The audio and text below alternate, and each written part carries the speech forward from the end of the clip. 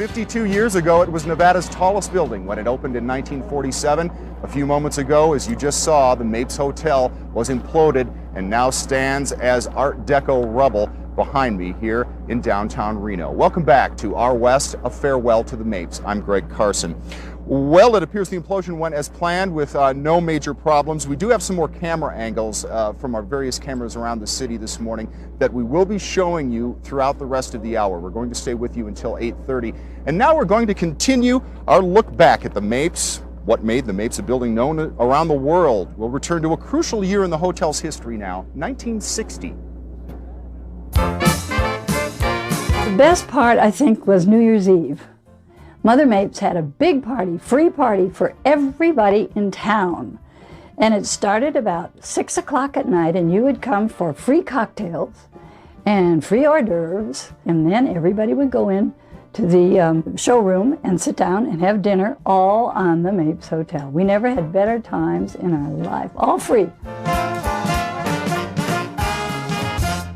1960 was the milestone year for the Mapes Hotel.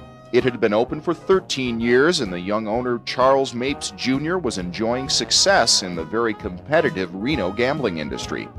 But as the new decade began, the Mapes would find the international spotlight as the Olympics and Hollywood came to town. All of the world celebrities, personalities, and people who wanted to go to the Olympics but wanted to stay in a comfortable environment booked the Mapes, so we were sold out. During the period, we scheduled floor show entertainment, knowing that the same people were going to be there. We did 3 shows in 2 weeks instead of 1 show in 2 weeks. And we opened with Debbie Reynolds. She cut the tape to the press club, the ribbon, which was ticker tape from a teletype machine. And then we went to Sammy Davis Jr., who packed them in. Then we went to Mickey Rooney, who chased them out. The International Olympic Press Center for the Winter Olympics at Squaw Valley was headquartered on the 11th floor of the Mapes Hotel. That was in February of 1960. A few months later, hotel PR director Harry Spencer would be awakened in the middle of the night by a phone call.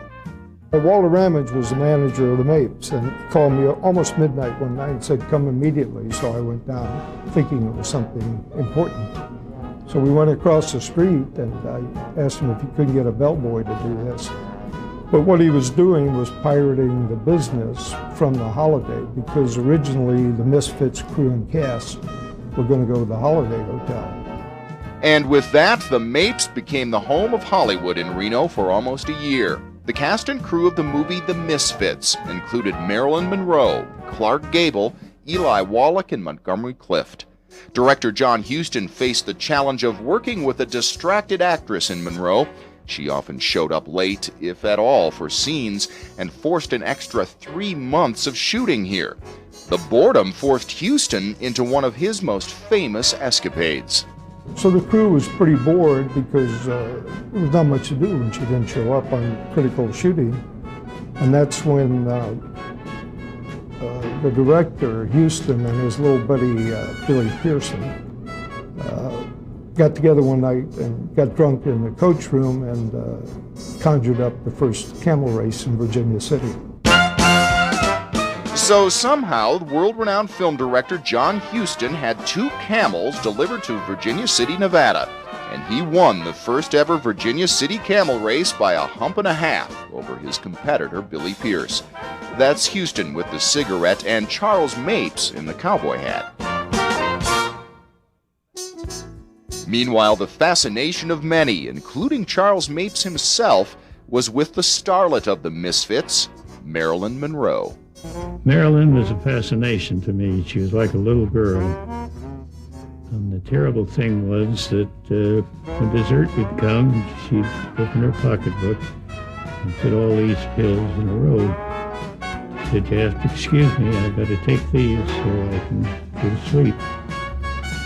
But if she met another woman, she'd talk about how that woman put up her hair.